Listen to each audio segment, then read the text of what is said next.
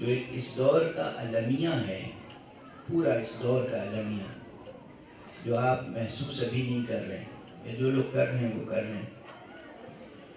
پرانے زمانے میں بہت خرابیاں تھیں لیکن ایک بہت حسن تھا، حسن کلام پہ بہت زور دیتے تھے۔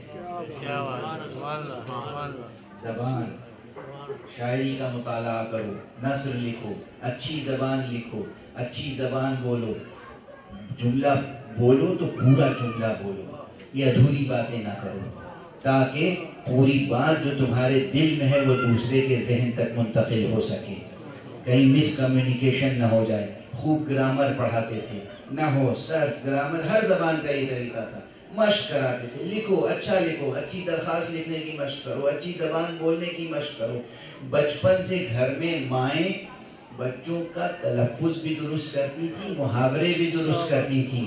اس موقع پہ ایسے بولتے ہیں، اس موقع پہ ایسے کہتے ہیں، بڑا آئے تو یوں سلام کرتے ہیں، چھوٹا ہو تو یوں گفتگو کرتے ہیں۔ اب جس دور میں ہم ہیں یہاں یہ زبان کا مسئلہ ختم ہوتا چلا جا رہا ہے، اب اشاروں میں باتیں ہو رہی ہیں، اب اشاروں میں باتیں ہو رہی ہیں، اس سے پوری انسانیت کا نقصان ہو رہا ہے، یہ زوال ہو رہا ہے۔ اسی لیے میری درخواست ہے کہ اپنے تعلیمی نصابوں میں، اپنی درسگاہوں میں، چاہے دینی ہو یا دنیاوی، اور اپنے گھروں میں بچوں کی گویائی کی قوت اور نطق کا ہنر، اسے پروان چڑھانے کی طرف توجہ زیادہ سے زیادہ دیں، غفلت کا شکار نہ ہو جائے، غفلت کا شکار نہ ہو جائے۔ زبان، کیا کہا آقا نے؟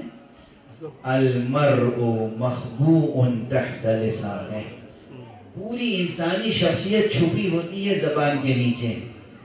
کس نے کہا یہ؟ امیر المومنین علی بن ابی طالب علیہ السلام نے فرمایا۔